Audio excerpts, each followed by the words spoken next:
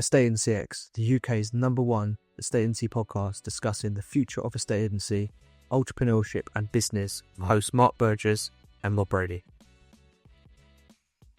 On this episode of Estate Agency X, Mark and I sit down with none other than Matt Giggs, where we unpack 30 years of estate agency, business ownership, mentoring business owners out there, what Matt's learned in the last few years, where the direction of where he wants to go in the future, and basically like what he's learned in the last 30 years of being in this industry. I hope you enjoy it. Matt, welcome back to another episode.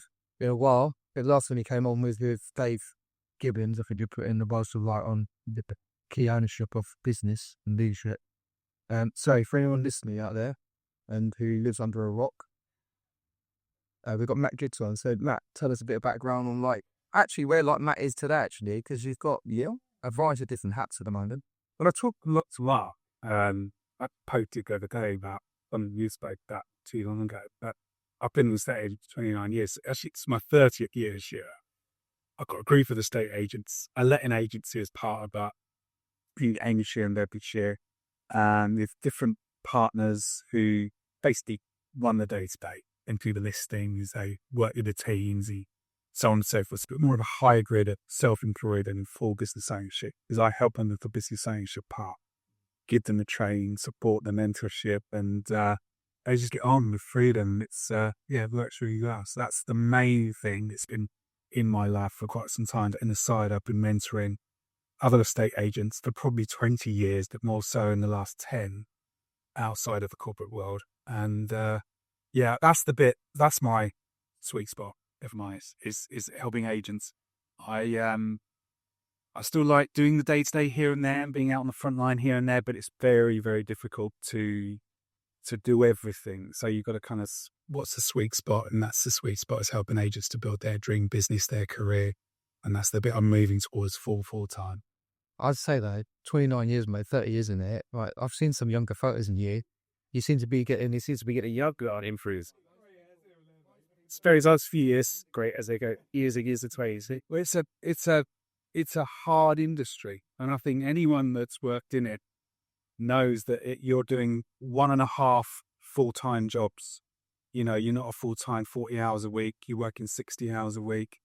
You're at the beck and call of customers if you're doing it really well, and it is relentless. It's a relentless industry. I think it takes a certain type, I would say. Yeah, absolutely. One of the things that I always find interesting when I talk to you is that you're one of the few people I talk to that has got, it seems like you wear these two hats whereby somewhere deep inside, like when I hear you talk to other agents about how the jobs, the conversations that happen in estate agency work, you're brilliant with that side of things. Like how to talk to somebody about something specific to a estate agency. Yeah. But you also have this other thing whereby you're building a business.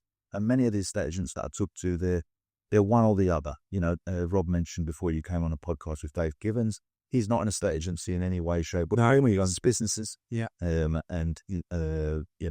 we were talking to Laura Howie. Now she has turned into a business owner, but she was very much an estate agent and trying to figure out why she wasn't a business owner. And I talk to you, it's like, and I wonder if you feel it's got something to do with the fact that you rose pretty high in the corporate world, that when you set up your own agency, it wasn't like, I'm just going to go and be an estate agent. It was like, no, I'm going to build a business. Yeah, and it was exactly that. 16 years in the corporate world taught me structure, training, and it taught me how to build a team around you and play to strengths. And that's exactly what I did when I started. I hired 2 people straight away, and within 3 months, there was 5 of us. And then within the first year, there was 7 of us. And it was pivotal to do that in that first year, because otherwise I would have got too good at doing the thing too soon, and then too dependent and too reliable. And I see it. I speak to a lot of self-employed agents, and one of the hardest things for those guys is year 2, year 3, is they are the thing, they are the business, they are everything to that client, and the moment they step away, it all falls down, and it's catastrophic in your word, because they haven't actually then got the time to train and develop the people around them. So I think you've got to make a conscious decision which way you're going to go when you start. And now my conscious decision is to talk more, share more, listen more, as I do, as you know I do. And from my perspective, get into the place where I can do more of what I love to do, really love to do, which is help other estate agents to become business owners or just build a fantastic self-employed lifestyle estate agency business, because that is it at the end of the day. It's either one or the other. And it's very hard to wear both of those hats. I think that's such a great point as well. I was talking to someone about it just before, about they was asking me why I think that the bar in estate agency is quite low, or why so many estate agents think it's okay to do a poor job. And I was saying that that's how it started. They said, why do I think so many estate agents think it's okay to do a poor job? And I was saying that it's because the bar's so low. If you're limited with choices in life, one of your choices is you can go and do estate agency, like with a pen and paper and nothing more than that, really. Yeah. And you'll probably make a better living than being a delivery driver. But that's not setting up a business. The opposite of that would be what you just described, whereby the minute that you set up Gigs and Co, it was like, we're going to need a person for this, a person for this, a person for this. You're setting up a business. Yeah. And here we are X amount of years later, of you own businesses. And there will be plenty of people out there who started their estate agency in, what year did you start Gigs and Co? 2012. 2012. There'll be people that are listening to this that started 2012 or there and thereabouts that are working in an estate agency.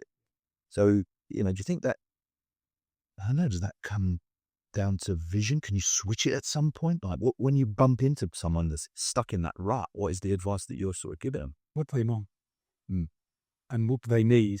And why? That's the kind of the coachy questions, but there's a lot of assumptions made around what you should do. I think with social media, it's very easy to get swept along with other people's success, their idea of success. And when you actually break it down to what they're doing behind the scenes, it's very different. Yeah. What I find incredible is when I meet on paper or on social media a very successful person, and then you look behind it, you lift the bonnet up and actually you find a lot of problems. And I think that's about knowing where do you want to get to? So, for example, I'm in a new phase whereby we built the businesses on people development, personal development, training, inspiration. There's all this stuff that kind of goes above the surface. So the stuff that I like, right? Because I love the conversations that we have with clients. I love the fee debates. I love the how to pitch, your word, not mine. But we've got to move away from it being just about that and actually building a business. And we talk about repeatable systems, processes, pitches, all of those things, because, we've got to be able to plug people into things that they can learn from day one and then go again. And know that the things that we're putting in place are future-proof and scalable. And scale always sounds like you're trying to grow something massive. Not really. I don't want a big corporate organization. I just couldn't think of anything worse. But what I do know is that if we're going to bring committed people in, and I'll come back to that in a second, you need to put stuff that's tangibly renowned for working in front of them for them to apply themselves with. Because over the business, the years that I've managed my own company, the toughest points have been around people management. And they're the ones that give you the sleepless nights, those difficult conversations. You've probably had this as well. And you have, Rob, when you worked with people a lot over the years. But actually, if there's a clear process and there's clear training, they either do those things or they don't. And it really takes away the pressure to put on yourself to have the more difficult conversations, which can become very subjective. So building a business is actually the better way to go, even if you're a people person, because you can add your people skills and inspiration to the business. And the business has to have systems, processes across the customer journey. I mean, we're going to be doing a lot with yourself and a lot with other people where the next 18 months are about building something that's sustainable. So it's, it'll be 2 years, 3 years down the line. It will just be gradually improving and improving the people that are coming in, as opposed to, Ollie does it very differently to Damien. Damien does it very differently to Derek. Derek does it very differently to myself. And whilst you want that individuality, there are things that bloody work. And if you do them, that's surely going to help the people around you to be better agents than you, i.e. Derek, myself, Damien and Ollie. So we've got to be able to build something that's sustainable, because you can see what the world's like at the minute, and you want to be in a position where you can plug people into something, show them how it works, and then they add their personality. Yeah. What made you get into, most people obviously in your position where you come from that corporate background, you've risen, you've managed multiple branches. When you set up Gives & Co, why did you go down the route of, because you're quite early to this style of model of like, I'm going to partner with people and it's going to be under the group effectively, rather than going, I like that person, they can be a branch manager in this. Yeah. I know there's a greater part to it. Yeah. What made you think that initially, when then getting stuck into that role of, I think I probably just had enough of running a load of offices with branch managers and the problems that it caused, because, and that's no disrespect, that was partly to do with where we were all at the time, but I kind of wanted to feel like I don't want to be in the way. I love estate agency, I love people, but I just can't be around everywhere and be all things to everyone. So I was very conscious that if I'm going to be with real high caliber people for our industry, then they're going to be out of the way as well. But they're going to need me for these things. So it was very clear that I could add value to those guys, and then they add value back. So talking about the partners, I only visited our newest office or area, if you like, which Ollie's in. Ollie's worked with me for 10 years prior to taking that over, and he's now a business owner with us. I'd only been there once in 18 months. I don't really want to get involved, because once I start getting involved, I find it hard to get out of it again. And that's been one of my biggest challenges in the last year, because I made a conscious decision to really go back out in the front line and spend periods of doing, my aim was to do over 100 valuations, and I've done probably 140 or 150 last year. Do we call them valuations these days?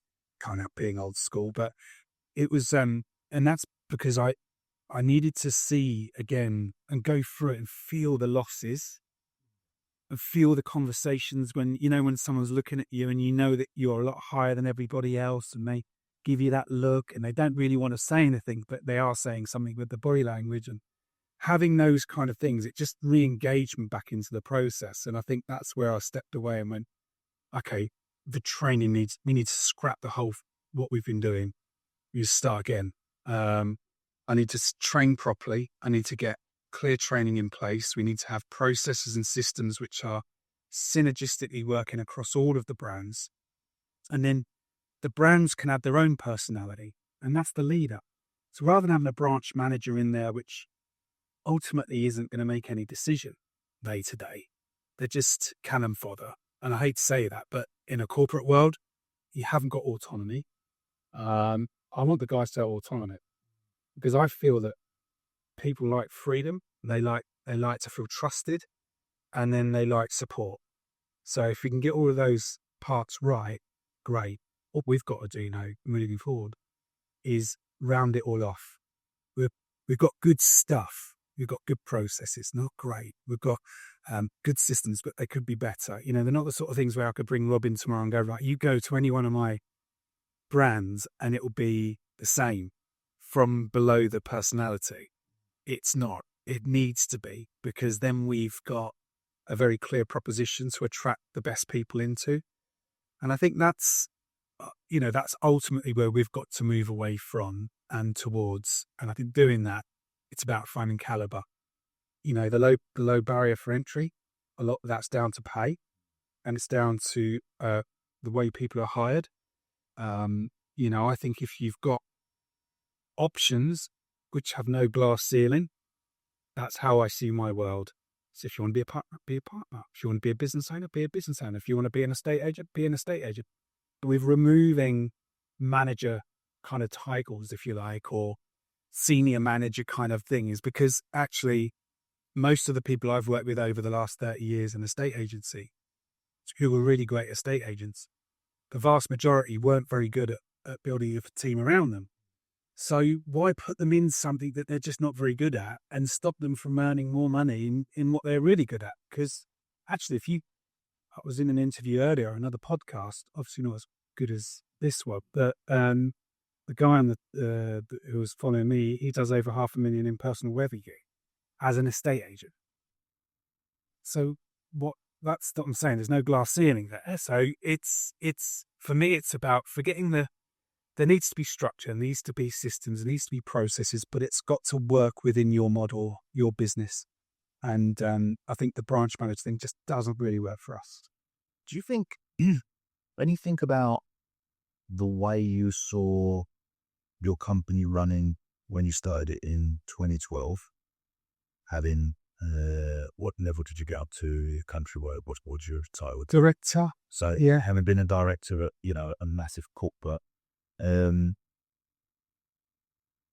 you think that you, at that point, I mean, maybe I'm wrong with this, I'm not saying you were, and just asking, do you think that you were looking at the whole thing like effectively how a estate agency works, or do you think that you'd already started looking at the general view of how business works? Like, forget just estate agency. Yeah. These are the rules of business. Yeah. Do you think you'd already thought about that, or do you think that's something you looked at later, or you?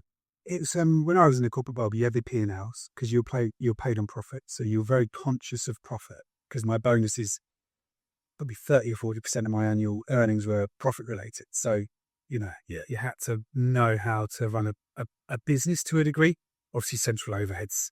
Yeah, we're always a little bit. You couldn't really ask too many questions about where they came from and those figures, but it gave me an understanding. And I think kind of going into my own business or starting gigs, I always knew that I had to start it off. I had to be the example, had to be the person on the front. I'd never touched social media until April 2012, which was about 4 weeks before we started Gigs and Co. Because I had to have a personal Facebook account to open a company one, and that was a minefield because I really hated the idea of social media. And you'd laugh now because I'm freaking everywhere, but I realised that that's part of lead generation. That's part of brand awareness. That's part of culture. It's part of attraction. And so I had an idea, but you never really know how to run a business until you start getting involved with it and you start that minefield, if you like. And I think there's very fundamentally is two different roles. You're either a great estate agent or you're a great business owner. You mentioned Dave Givens. He's a really good business owner. Really good. You can see it. I mean, he'd be an awesome estate agent. It's not what he means to do. No. And you've got to commit to one of the two, I think. And I think if you commit to either one, you can learn it. You can get under the bonnet of it and you can understand it because there's so much to learn in each of those areas. But like I said, you can get to over £500,000 earning as an estate agent if you're really successful, if you're in the right market with the right clients, or you can do the same as a business owner. Do you think there's a danger that the self-employed model blurs that for people in the sense that, like, a lot of agents ask me about, I'm thinking about setting up this self-employed. They don't even ask me, actually. It just comes up in conversation. I'm thinking about setting up this self-employed model and blah, blah, blah. And as I dig with them, quite often, the response that I end up getting to is, I just fucking hate estate agency. It's like, what? Like, but it took a while to get to there. Like, it turns out that, like, they've decided, in essence, that they don't like being an estate agent. It's not giving them what they want out of life. They haven't been as successful at it as they thought they were going to be. And now what they've decided is that they think that they could be more successful running a completely different type of business, like you just alluded to, which is about running a network, essentially, and taking money off of people for being part of your network, advising them on how to do estate agency, even though they hate it and didn't get what they wanted out of it. Like, do you think that self-employed is in danger of, because it's still just self-employed estate agency, people are not taking into account, this is not estate agency, you're going to start a Are you going to start a business selling licenses? It's a totally different business. You recruit. Yeah, it's a completely different business. But in essence, I think this is a really great question because You've kind of done it a bit, right? You've done it. yeah. And I think estate agents, if you don't really enjoy it and you're not really passionate about it, it's very hard to recruit people into it. Because what are you saying to them? What are you able to demonstrate? I'm guessing you can do it at the beginning because of I get the feeling that a lot of these people are looking for something. They're in a not desperate situation. Oh, yeah. And so Yeah, no, do it to start with, but like any business, right? You've got to figure out your customer journey, your processes, like everything that you just spoke about. The same for selling licenses. Like, why would this person not just after a bit go like, well, Matt's offering me a bit of a better commission? I there's don't like 11% more there. I I think there's a lot of bloodlines, and I think some of them are, if you're self-employed, you're not really a business owner. Let's be honest, because a business is something that's a profitable enterprise that runs without you in it in a nice possible way. You can go away and there it goes. It's off and running, and but on the other hand, it technically is because you've set a limited company up and you're on company's house and off you go there. So, but it's the definition of that. And actually, there's a lot of estate agents that are doing very similar things to what they were doing when they were working for somebody else. So it's about trying to understand what it is you want to achieve. The thing for estate agents out there that are going into a slightly more of a recruiter place, and I get the temptation to that because, you're thinking, well, I can earn as much, if not more, by getting other people to come in and do it. There's no easy fix. There's no easy fix. I mean, I could tell you all of the horror stories of dancing around different distractions, and they all sounded brilliant. Like, honestly, fantastic. The vision, great. But in the nicest possible way, the distractions are your downfall. The question you've got to ask is, why do you actually dislike what you're doing anyway? Because there's fundamentally probably more to it in that area. So let's draw you back out of that for a second. And if you ask them the question, if you re-engaged into estate agency done the way you would like it to be done, for argument's sake, would you enjoy it more? Well, yeah, I would enjoy it more. Okay. Or would you enjoy trying to get 20 or 30 estate agents to join your organisation, which is going to be like pulling teeth, and then follow a process and keep your brand aligned, and then managing them, holding them accountable, and then maybe firing a few of them because for every 30, you're probably going to lose 10 at least. another 10 to replace. Then you've got to do another 100 interviews to find another 10. So that's all the stuff you've got to do. Haven't you kind of just got to hire vendors in the estate agency? Really? You've got to attract vendors. You've got to coach them. You've got to hold them accountable, keep their houses smelling nice and looking good and, and everything else. And really, it's a people, it's the same. You're working with people. So a lot of people have just a bit, do you mind if I swear? Just a bit fucked off, right? And they've got to a place where they were probably, their perception of where they were has really taken them to a place where they're making a big decision on not being in a great place. Now, I think the biggest decisions should be made when you're in the best place because it's right. Yeah. So when I left Countrywide, I was leaving on a high. I knew mentally I left the year before I left, but I couldn't do any more. I didn't see where I was going as a place that I wanted to be, in front of dashboards, office reports, spreadsheets, giving people a hard time. I wanted to go and visit the offices and walk in and actually wanted to see me, not be petrified of me turning up. So I knew that, but I felt at the time, the reason I'm telling this story is I went and interviewed outside of a state agency because I thought that was a state agency. And then someone said to me, why don't you just do it yourself? And I thought, oh, no, I don't. I just do it myself. So I get the temptation for self-employed to go, I've got a bit more control over this. And then I think it's where some people get to, they get overwhelmed in the business ownership part and it becomes sticky and messy and muddy. Yeah. And actually, we've talked about this. The hardest journey of entrepreneurship is scaling your business from maybe 30 people to 100. And we've been stuck in that place now for 6 years.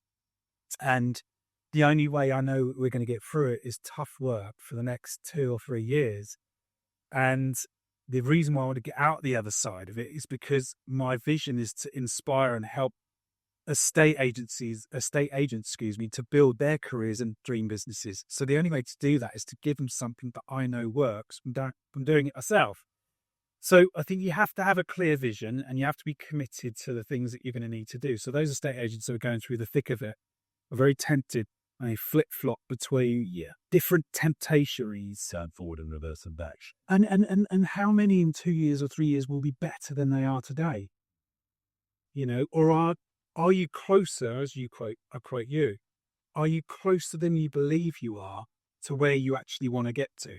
So for me, it was, what if you changed a few things, and what if you added a few things in? Where would you be, and how would you feel doing that? And actually, you think, do you know what? Actually, that would work for me. Yeah, I've done 13 years work to be here. What do I want to do? Let's try that. See, in fact, if I open my brain up with the help of AI and stuff like that, there's so much gold in there. And actually, that's the bit that excites me about the future is the amount of quality that we can bring to someone and help them to have a business, a partnership, an employed role, and give them the opportunity to say, what career do you really want? Because it's up to them, really. It's not going to be up to me. It's funny, isn't it? Because like I say, like a lot of those businesses that are, they're established businesses and are flipping over to the brokerage model because they're unhappy with something. Potentially, I mean, there are some that aren't, like, that's not the reason at all. But for those ones, like you say, like you sit and you can imagine saying, oh, like you said, what are you unhappy about? Staff gun on theirs. Okay, what else? Wish we made a bit more profit. All right. Anything else? They're the main things. Okay, so if we solve two problems, then what? No, then it will be all right. And instead of that, you're going to scrap the whole thing and you're going to start a new one where you're going to have the same problems, but plus all the problems you had with this. Do they have the energy to start a whole new thing? It's a crazy, it's just a crazy concept, but yeah, it's just an interesting one from your, the way that you see it.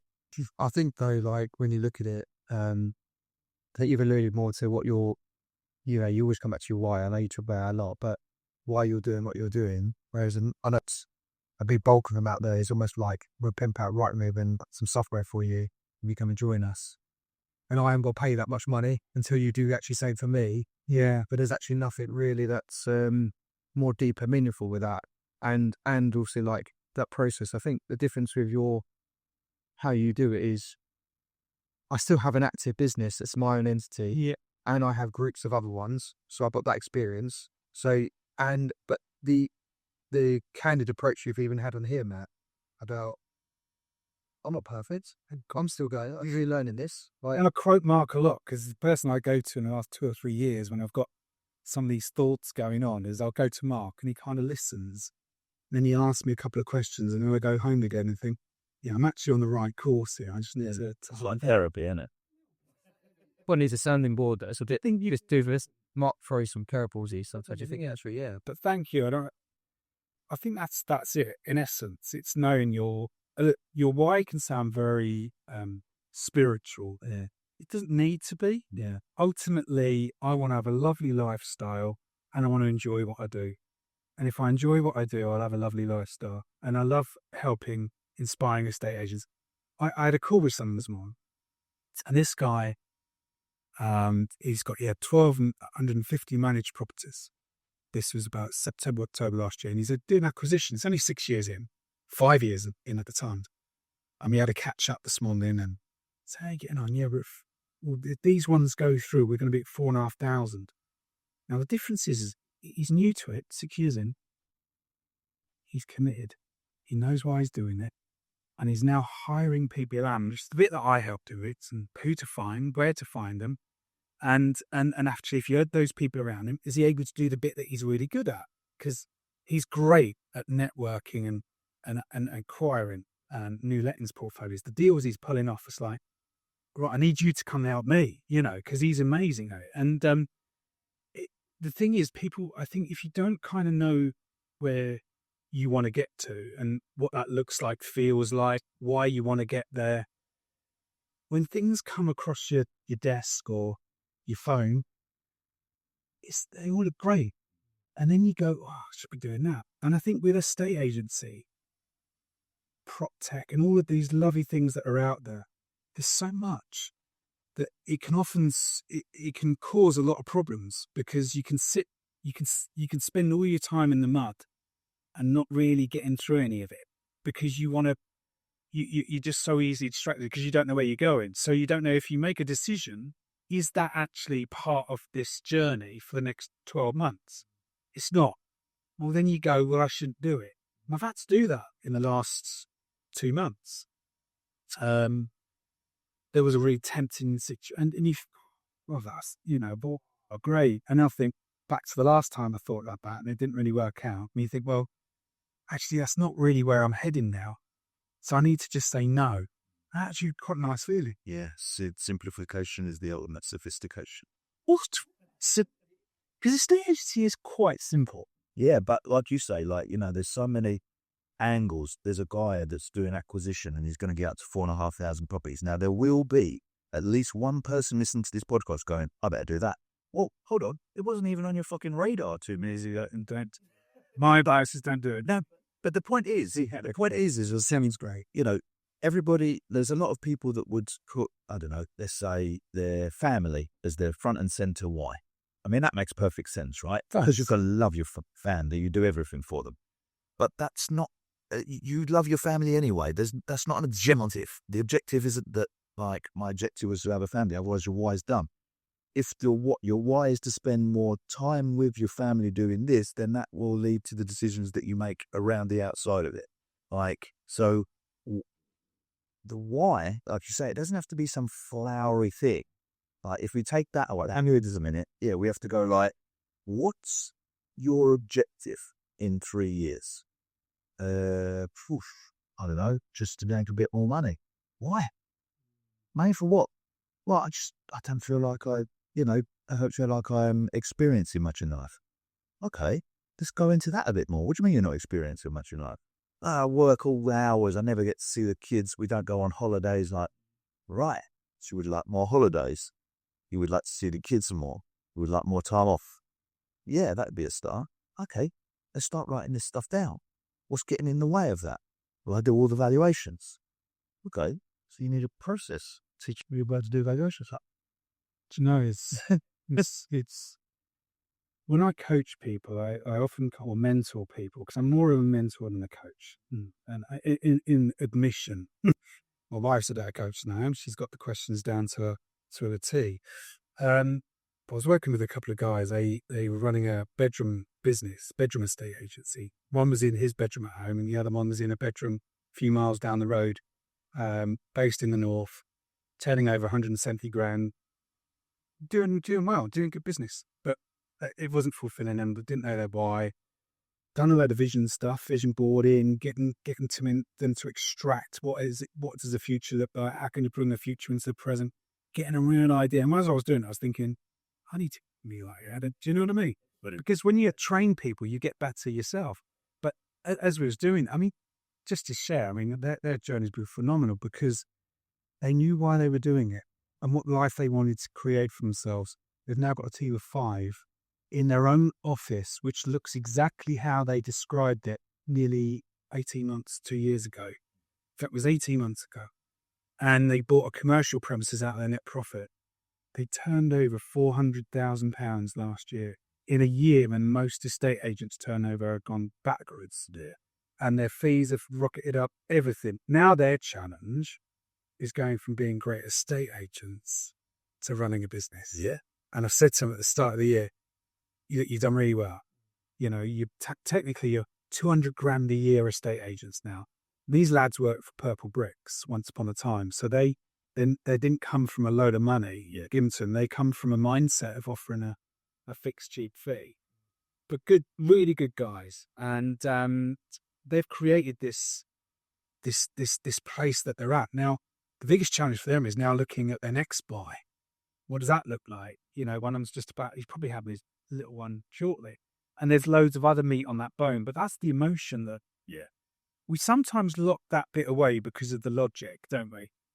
Which is, let's compare myself to Mark or to Rob or to Stephen Bartlett or whoever, and actually you start getting into this place where you think, I need to be as good as them. I need to be doing what they're doing. And it's just a load of old shit. Yeah.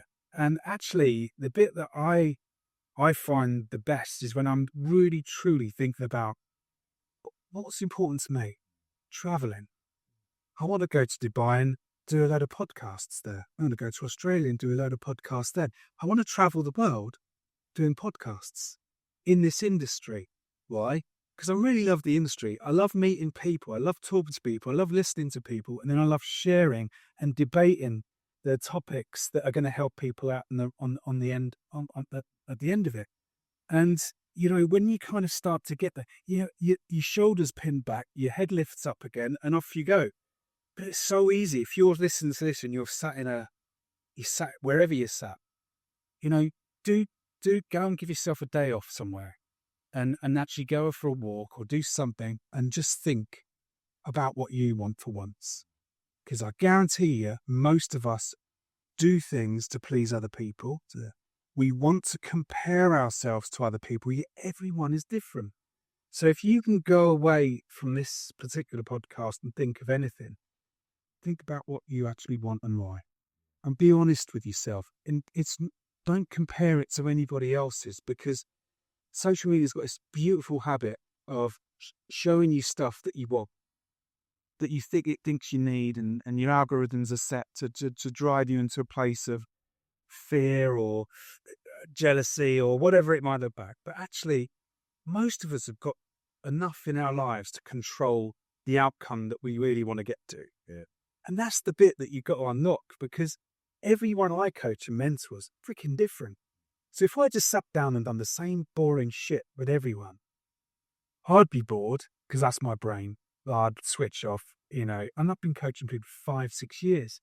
And now they come and we just have chats like you do with me. Don't charge me for it, but you get my gist. You do actually, don't you? Indirectly. He says indirectly. But the point is that you've got to think about, because it's, you can put a lot of time, we said at the start of the show, 60 hours a week. At least. Running a business, stick another 40 on top, right? And then you're somewhere close. Because... And then just permanently in your mind. And then, because when you wake up, what do you think about? When you go to bed, what do you think about? And you might say, I just don't want that. Yeah. Okay, that's fine. What a great, even that alone will release those shoulders from tensing up.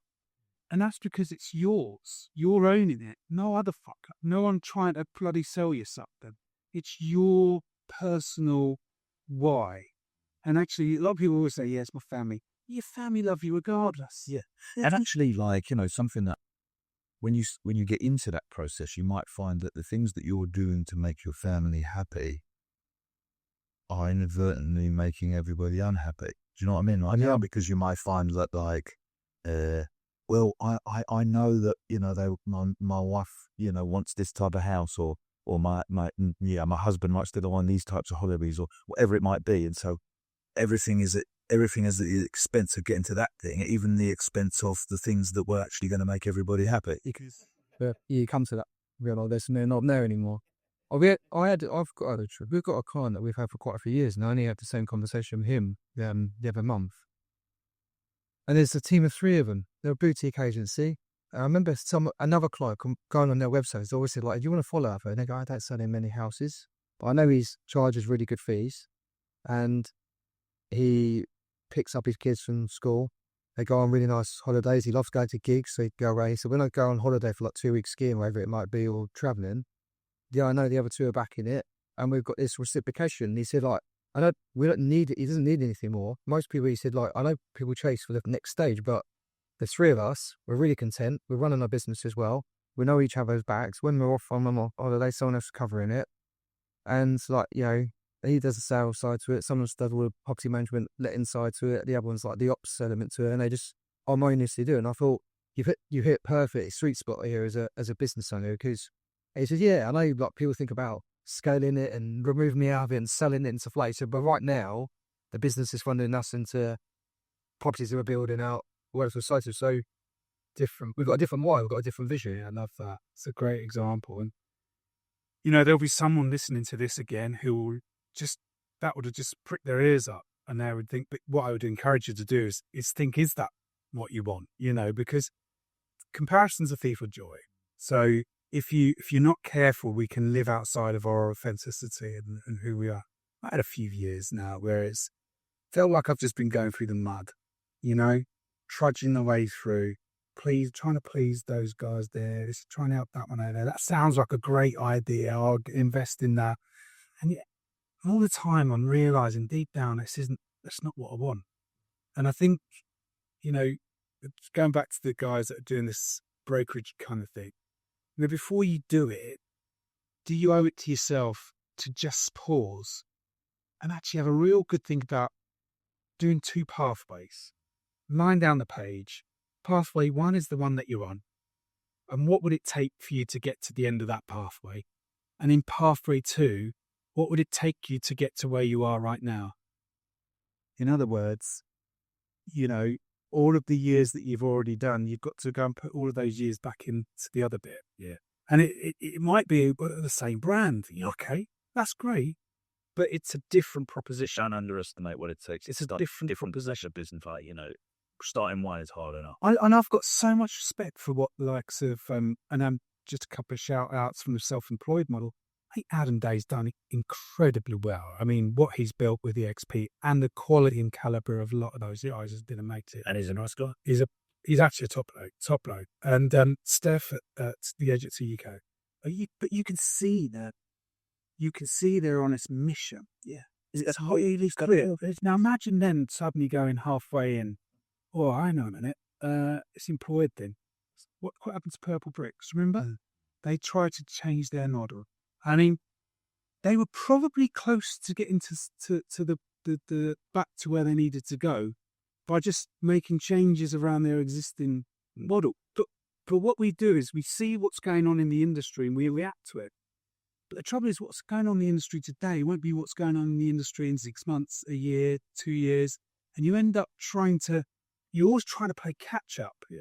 And if you're trying to play catch up, you're never going to get ahead.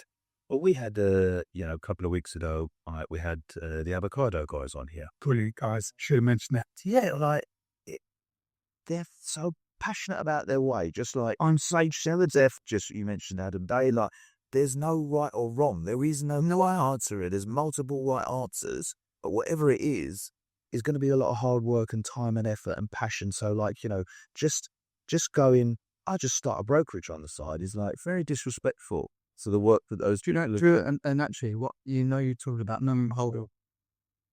which brokerage and all that sort of side to that. I spoke to one of them when we had that day the other week, and I had that day with us of people, and I sat down with them, and I remember one of them. He said, you were there at the same time. He said, I went to one of their sort of network days, which is the partners there. He actually went there as a supplier doing something else for them. And he said, and he was running a business himself. And then he actually was like, do you know what? He now joined them. He says, because the feeling, I couldn't express the feeling. And that can only ever been done if it's a proper business, they've got passion, they've got a proper direction, they've got a vision, they've got a feeling about why they're doing what they're doing. Can I just ask a quick question? You mentioned these a couple of years in the mud. I've been there myself. Yeah. And maybe still in there in some respects. Do you think it happens when you, do you think there's part of it that happens when you hit all those original goals and go beyond them, that you just chill of it and you stop doing the goal setting and you stop doing the direction? Yeah, life, gets in the way, if you like. Yeah. That's not, so you better cut that bit out so the wife doesn't hear us. But and nice was we're having 3 children, and you've got a lot of commitments, and then when you're adding partnerships in, there's a lot that goes into each partnership and so on and so forth. So it can be quite consuming. So you can end up, you can definitely end up in that place where you feel rushed. I just wondered if it's you mentioned those guys working out of their bedrooms. This is gonna work. They've got the determination, got the why, they've got the vision. They're gonna hit the 400s. They're gonna move into new offices. They're gonna do that.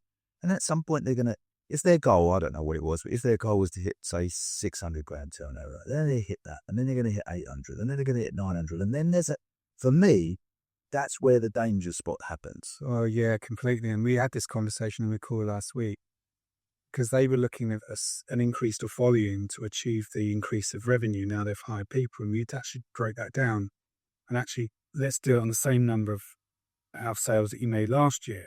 And they were kind of like, well, when they started the journey, their fees were a lot lower than they are now. So actually, when they think you would love this, when we looked at some data and some statistics of the area, which are shared by the likes of Simon Goes, their statistics are off the scale. So they get 3% more on average for their vendors in these 2 postcodes, 3% more.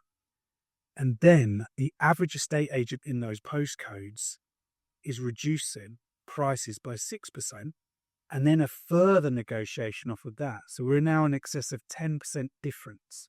I said to him, how do you feel about your fees now? And they laughed because they were worrying about 0.5%. Well, actually, it was 0.25%.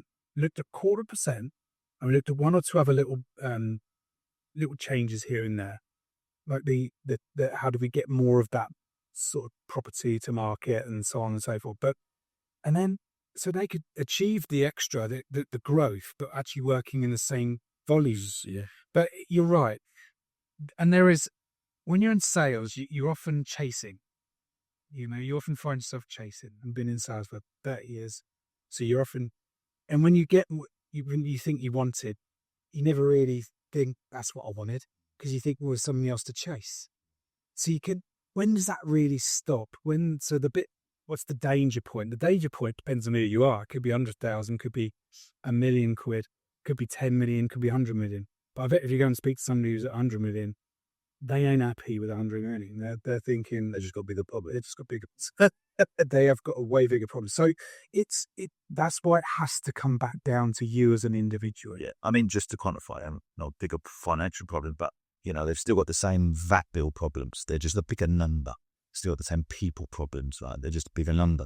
From my experience, I found that when I'd overachieved all of the basic goals, the things that kicked in from my survival instinct, I moved into what, have you ever read a book called The Hard Thing About Hard Things? It's a good book, and he refers to it as, I moved into a peacetime CEO. That I created a wonderful culture and encourage people, and I give the team unlimited holidays, and I make sure that everybody's got a nice place to work. I give you autonomy to do this, and I give you autonomy to do that. But I moved away from being a wartime CEO, which was and at the bottom of all of that, this is our fucking objective. And if we don't achieve our objective, nobody gets to fucking work here. What's interesting now, if you're listening, and I'm listening to what Mark's saying, I know which CEO I would rather be. So I know that and there's a reason for that. And my reason is, just don't be stressed out. Yeah. I'm enjoying enough. I'm 50, right? I know people that have pegged it in the last few years. And you think, do you know what? I don't really want to be in that situation. I want to buy somewhere abroad. I want to do this, I want to do that, I want to travel. So I think it's got to really resonate, your journey and your why. And like you've just described, that's it. It's what problems. There are problems when you're earning 30 grand a year. Because where you are earning 30 grand a year is your mindset is only used to dealing with a certain amount of problems. And then 300 grand a year, you've just got bigger challenges and different problems. But your mindset's equipped at that level because you've gone for a certain amount of resilience training to get there and problem solving and so on and so forth. But it's an interesting one. I think, the podcast we only released last Friday, Dan, we actually, it was like, the book called it was like, it's about, we talked about Climbing the Second Mountain on that one, which is a great book I love reading. But he went from being a negotiator, rises to ranks, management buyout, 15 branches at the time, now 19 branches since he's left, but wanted it all. That was what he thought. And he said in that podcast, he talks about the next day afterwards, after achieving everything he'd driven for his son, went and sat in an office thinking, right, first office I'm going to go and visit it. He sat in a room of the office and thought, female, right? This ain't it. And he says, the only reason why I knew what I had to do was to change it myself. So he's like, right, from that day, I meant that I'd have to head up selling the shares I've just done the 4 or 5 year climb of that mountain to achieve, and going back to the starting point because you realise that the pursuit of obviously how he felt was not what he thought it'd be. Yeah, interesting. Okay, that's brilliant. So just to focus on, like you're saying that one of the big learnings for you and for your clients that you help and mentor is to make sure that they know what direction they're supposed to be sailing the boat in. Yeah. And then choose the things that are going to help you to get there. Choose the people. And everything else is a distraction. Everything else is distraction, because you can't get fully committed if you're distracted. And the difference between a great client or a shit client is their commitment, or are they just interested in selling? If you're just interested in selling, don't go on the market, because you're just going to add a timestamp on your listing. If you're just interested in being an estate agent, don't, because you're going to have to work 60, 70 hours a week and you'll get paid a lot. So you may as well work in Tesco's. If you're committed, however, you can work and be very, very successful and earn a very, very good living, but enjoy what you do. So it's about knowing where you're going and then making the choices that are going to be able to get you there. And also finding people that have kind of got there. There's a lot of great advice out there. There's a lot of great people. Equally, it's the opposite. There's people that maybe aren't qualified to take you on that journey. And I'm not talking about me. I'm talking about yourself and other people where that you would have been inspired by someone. Message them. Go and ask them to go and say, I'll come to your office. I'll take you for a coffee. Or because most people actually like to help people, I've found. And I've always chosen to do it that way. And I think it tends to come back to you. Awesome. Thanks for listening to this Estate Agency X podcast. Can you make sure that you're actually subscribed to this podcast channel if you liked the content? It helps us massively to get better guests, and it just helps us generally. So you might think you're subscribed, but just have a double check whatever your podcast platform of preference is, that you're actually subscribed, and then that way we can continue to grow the channel and get better and better guests for you.